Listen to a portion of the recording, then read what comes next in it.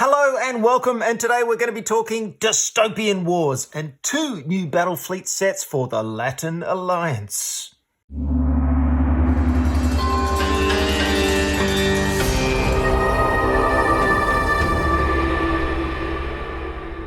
Well, hello and welcome to the Esoteric Order of Gamers. My name is Peter and I cover a lot of Dystopian Wars by Warcradle Studios on this channel because they send me lots of stuff. And they send it to me for free, but there are no obligations involved. I can talk about it in any way I want, and my opinions are always my own, and I don't charge for these videos. So that said, we're going to talk about 2 Battlefleets for the Latin Alliance today. Who are the Latin Alliance, I hear you ask? Well, Latin Alliance are the French, the Spanish, the Portuguese, the Italians, and also some South American communist states as well. This, of course, is the dystopian steampunk world of Dystopian Wars. And this is an alliance of smaller states, European states and South American, of course, who have their own ship style. And if you want to play this faction, of course, this is quite a specialized faction. All the ships work together quite nicely in synergies. They do have a very powerful heat ray gun.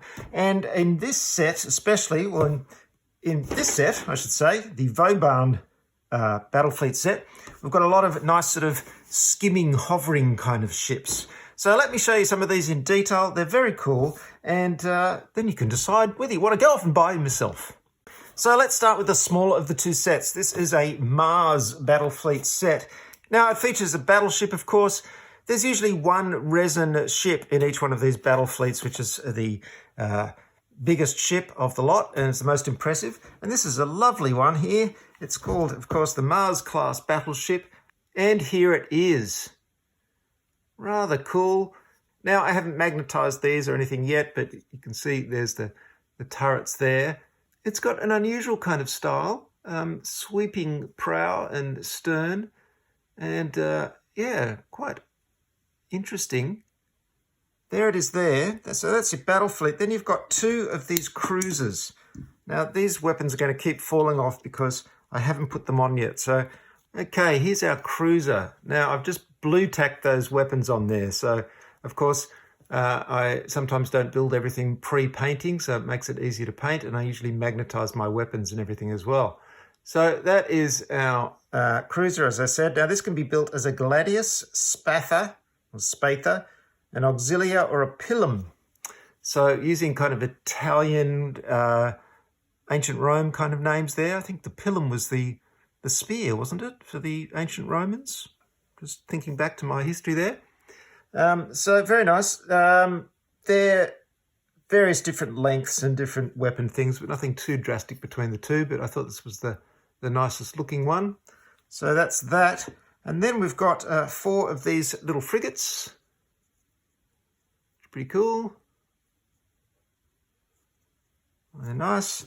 And then we've got little four escort ships. Now, escorts can be very handy. They can sort of help you in your attack and defense, give you a few little buffs. So there you go. It's just a small set to sort of bump up your alliance forces. But that battleship, I think, is very nice. And it sort of evokes the, I suppose, the Roman galleys, doesn't it? Because it's got this sort of sharp prow here. Okay, there's our aperitif out of the way. Let's go on to the more impressive of the 2 sets, which is your Vauban, or Vauban.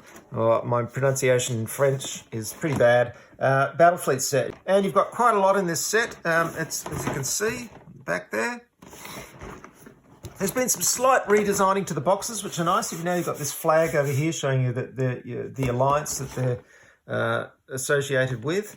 And of course, this has been happening for a while. You can see the different build options down the bottom, which is very, very handy. Still think they should do a big colour thing on the back with all the miniatures painted. I think they'd fly off the shelves if they did that, because when these miniatures are painted, they look absolutely amazing.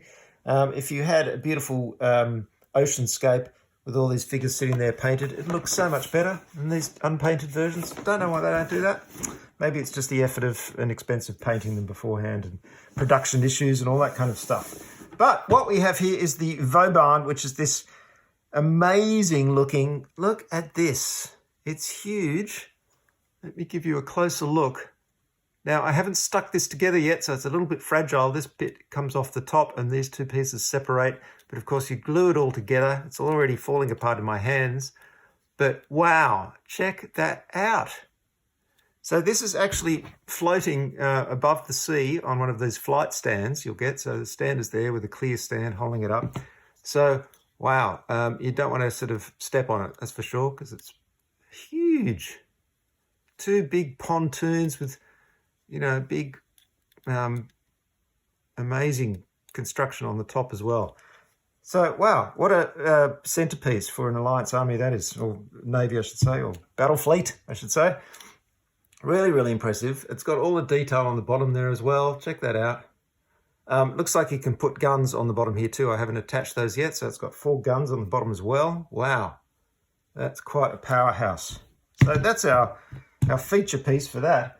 But we also have 2 chasseurs, which are also floating pieces. So these have flight stands, so they're floating above the surface. Now, I've built these as aircraft carriers, which is the Voliere version. Let me just show you one so you can see it clearly. So you can fly your SRS tokens off these, but it comes in 2 other options as well, which are the Furio and the Chasseur. I'll show you them here.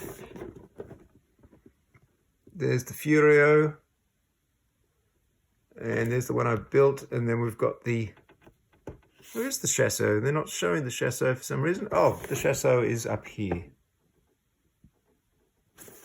So it's either a full-on ship or it's an aircraft carrier like that. I decided I wanted an aircraft carrier, so that's the option I built.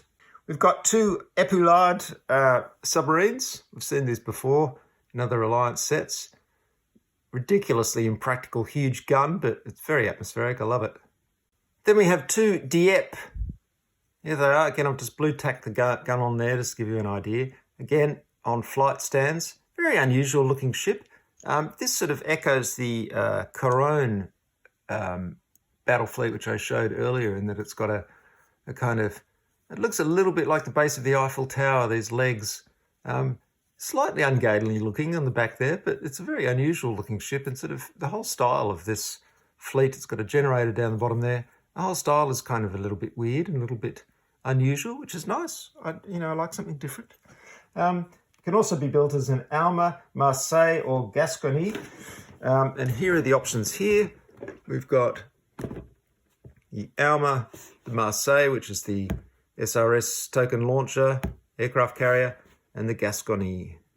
There they are. So, yeah, unusual ship there. But remember, all these are like on flight stands and going above the surface. So if I get one of these flight stands, remember, floating above the surface, which makes them look even more impressive. Oh, I can show you the Chasseur variant here because I built it from another set. So remember, you only get 2 of these. You can build them either as the, there's 3 different options, but this is the Chasseur version, which shows you with the whole deck and the gun and everything there. That's a very impressive looking ship. I rather like that one.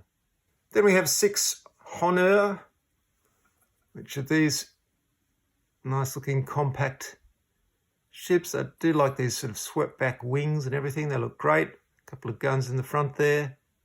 6 of those. And then you get some smaller ones. You've got the Frelon bombers. There are 6 of these as well. There's tokens. And 2 normal SRS tokens.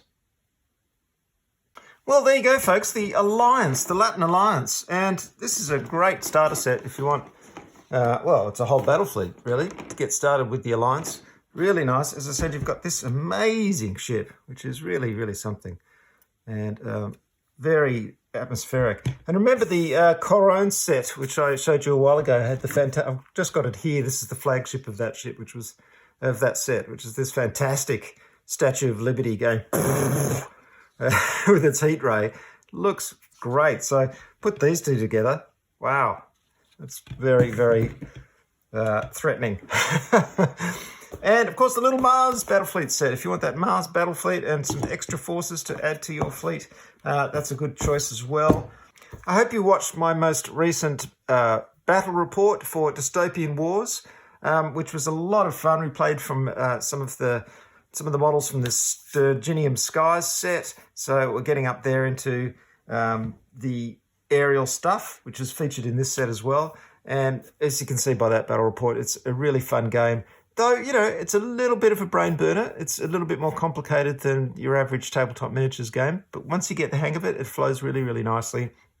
And there's a lot of fun. And you really do feel like you're just commanding these huge steampunk constructions as they float above the surface of the water or plow through the water and attack each other with their huge varied weapons and their generators and all this stuff going on. A lot of stuff to keep in your head, but man, when it works, it really, really works. I think it's a great game, Dystopian Wars, if you want to get into some chunky tabletop miniatures wargaming. I've got more to come on Dystopian Wars. There's always more stuff being sent to me. They're just making so many models for this game. It's incredible. So it must be doing very well indeed. Don't forget to go to my website at orderofgamers.com and check out my rules summary and reference for the game, which will make it a lot easier to play and learn. And yeah, thanks very much for watching. Subscribe if you haven't already. Bye for now.